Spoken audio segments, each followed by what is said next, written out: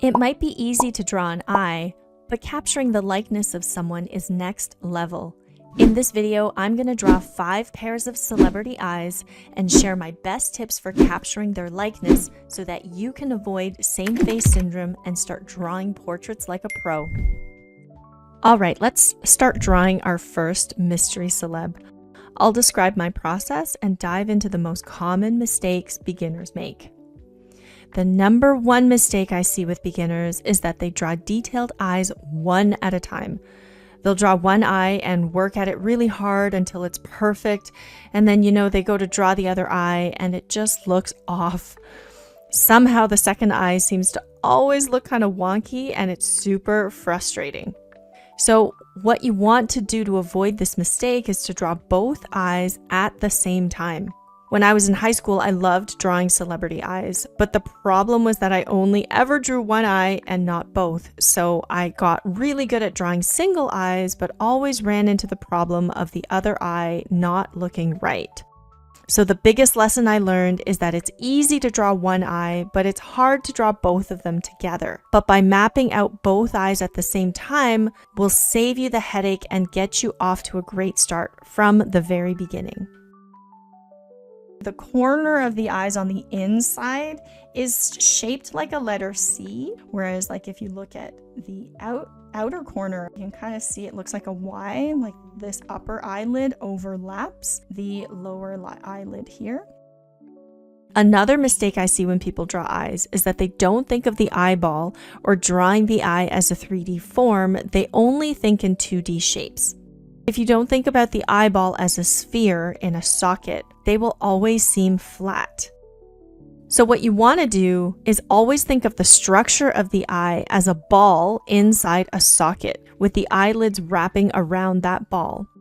Visualizing the structure will help you place the eyes properly on the head, especially at difficult angles. It will also help you map out exactly where the corner of each eye is and allow you to shade things easily because you understand how the light is interacting with the structure. Think of the eyeball as a globe with lines going across the surface. These curves mimic how eyes open and shut, so depending on the head angle, you'll be able to draw the eye opening more realistically on the surface of the sphere. If I asked a random person on the street to draw an eye, they would probably draw an almond shape and the circle of the iris sitting inside that, right? So they're drawing the idea or the icon of an eye, but not a natural looking eye. If you draw an eye like this, it'll look very robotic or cartoony because if you look closely, irises rarely sit perfectly within an eye shape. So here's where observation is really important. You want to carefully observe how much of the iris is actually covered by the eyelid versus how much of a gap there is at the bottom. This will not only help you draw more relaxed eyes, it'll help you draw better expressions and likenesses. Remember that 95% of the time, irises are usually partially covered by the eyelid at the top, unless someone is really surprised or fearful. However, this doesn't mean you shouldn't draw the full circle of the iris. It just means the top of the circle will be covered. Okay, so what I usually do is I will color in the irises and the pupil first. Because if you don't color in the pupil first, then it's really hard to judge your other values, right? And when it comes to shading irises, generally speaking, they're shaded like irises have these radial lines, right? Another common mistake I see, and this is more related to style, is people drawing eyes using only curved lines. If you want to capture better likenesses or add more character to your eye drawings, using a combination of lines and curves is much more effective. Personally, I think it's better to sketch eyes using angled and straight lines versus curved lines, but you can still curve those angled lines afterwards. When you draw angles, you have a clearer idea of the highest point and lowest points of the eyelid, which helps you map out the shape better. So what you want to do instead of just drawing curves is to draw the eye opening using angled lines first. When I draw eyes, especially when I want to draw male eyes or eyes that have more character in them, I'll always draw them with a combination of angles and curves. If you know where the peak of the curves of the eyelids are, it's much easier to get an accurate drawing and a better likeness. Also, one of the easiest ways to draw and stylize male versus female features is by exaggerating the angles on male features, which includes the eyes. That said, there are so many methods of drawing eyes, and this list is for those who want to get better at structure and likeness in particular. By the way, if you want these handwritten notes on the most common mistakes and my step-by-step guide on drawing realistic eyes from any angle, you can grab them for free. I'll link them in the description below. So if you want to get a really good likeness, just look for what makes that person unique. It could be their expression, it could be their eye shape, and then just focus on making that part really, really clear. The other question I get a lot is like, should I draw the under eye circles or not? Because let's face it, everybody has under eye circles. Ultimately, that is up to the creator, right? That's up to the artist. Typically, I will not draw it if I'm drawing somebody who's young, or if I want to be flattering. If I'm drawing an expression that is either like serious or mean or tired or angry, I can draw in some of the under eye circles, but even then I keep it kind of light. And the mystery celeb here is Kadia. Another mistake I see is when people draw an outline around the entire eye, especially dark outlines on the bottom eyelid. 95% of the time, the top eyelid will be much, much darker and look like a heavier line than the bottom eyelid. So if you're going for more natural looking eyes, your drawings will always look better when you don't draw the bottom lid as a line, but instead suggest it with broken lines. Because sometimes the best line art is actually the lines that you leave out, not the ones that you draw. Now, this is a good way to simplify, but sometimes you can actually see the bottom eyelid in a lot of detail, like the thickness of the skin as it wraps around the eye. In this case, it's up to you whether or not you want to draw all of that, but in the end, simple is almost always better and less is more. Now with the top eyelid, I always draw the top eyelid a little bit darker because of two reasons: lighting and lashes. Typically speaking, most faces are lit from above, mimicking sunlight or ceiling light. This will cause a cast shadow from the top eyelid onto the eyeball, which will make the top eyelid appear darker.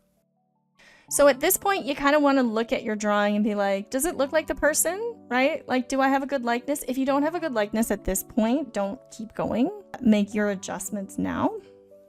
Now with lashes, instead of drawing every single eyelash, I like to suggest the eyelashes by drawing a thicker line on the top eyelid. Then I'll add some lashes that start from that line. So if you're drawing a female eye, you might want to emphasize the eyelashes. I do this a lot on my portrait commissions to make my female clients happy. But if you're drawing male eyes, you may want to simplify the lashes by grouping them into a darker or thicker line instead. Usually eyeballs are not white at all. They're actually more like the same value as the skin itself. The only really white part is in the highlights of the eye, right? So for the eyebrows, I'm basically just gonna put in very light, flat shading. So our second mystery celeb, if you haven't guessed, is Rihanna. Another thing you want to avoid is drawing flat shapes as highlights on eyes. When you get more experienced at drawing eyes, it's super fun to add random shapes as highlights. But drawing highlights as flat shapes will make the eyeball look flat. It can work in some cases, like a circle highlight near the middle of the iris, but if the reflection is square, that square should be curved, following the shape of the eyeball. So don't draw highlights on eyes as flat shapes. Your eyeballs are not flat, they're round, so you don't want to draw in flat shapes because it's telling me that the eye is flat like a plate instead of 3D like a ball. If you're going to add distinctive highlights, make sure you curve those shapes along the sphere of the eyeball. You can make up whatever shape you want, just make sure it works with that sphere and you'll be well on your way to draw 3D eyes in exceptional detail. Videos like these wouldn't be possible without our awesome patrons and YouTube members who help our mission of making arts education easily accessible for everyone. Become a Wing Canvas member today and unlock cool perks like exclusive chats with our creators, class recordings, and instructor critiques. And our third mystery celeb is Mads Mikkelsen. So the next celeb is a request from a subscriber. We poll our audience weekly, so our subscribers tell us what they want to see us draw in our live streams.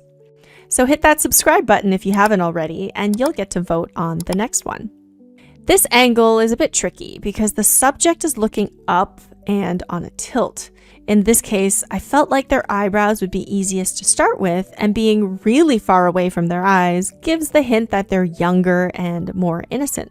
So there's one eye that's easy to draw and then one eye that's hard to draw, right? The eye that's harder to draw is usually the eye that's more compressed. So in this case, it's the eye on the other side of the nose. The bottom of their eyes are much straighter, even curved up slightly. So this is when the knowledge of the sphere comes in handy. A lot of people struggle with eyelashes because they attempt to draw each individual eyelash, but they get the direction and the nuance of them wrong. So if you're drawing a hyper-realistic eye, then sure, draw as many eyelashes as you can handle. But in most cases, that's unnecessary. Eyelashes can be simplified and drawn much faster if you just group them. If you look at your own eyes in the mirror, assuming you're not wearing a lot of eye makeup, you'll probably notice that the top lid is a lot darker than the bottom lid. I typically draw the lash line as a dark shape or a thicker tapered line. I may then add a few lashes here and there with the longest lashes concentrated at the outer corners. One note about eyebrows is that the hairs will kind of turn. So if you look at the corners of the eyebrows, the hair kind of starts out this way and then it starts to turn and then it starts to turn horizontally. And then by the time it gets to the end, it's curving this way. So it's important to notice that the change of direction in the eyebrows as well as the eyelashes. Our fourth mystery celeb is Jojo Siwa. Our next celeb wears dark rimmed glasses, and glasses is something I get asked about often from my students. Do you draw the glasses first or the eyes first? So it depends on what's more dominant and what's going to help you the most. If the glasses are bold, then I will probably draw them first to help frame the eyes. But if the glasses are frameless, I'd start with the eyes first. I'm using my pencil to really measure it out, and I even drew a faint grid to help me place the eyes better. Another common mistake I see people make is they'll draw the glasses first, and then they'll assume that the eyes are in the middle of the glasses, but that's usually not the case. And most of the time, hooded eyes don't really have the fold at the top, and lashes tend to point down. So you can just draw the eye as you would, but disregard the crease and downplay the eyelashes. Our fifth mystery celeb is Simu Liu. Join a virtual art class in seconds and learn live from Wing Canvas instructors. Enjoy weekly assignments, individual guidance, and real-time feedback on your artwork so you can create like a fearless illustrator. If you learned something new, please like and share this with a fellow art nerd. If you love receiving quality and free arts education, subscribe. Here's a couple other videos you can check out next.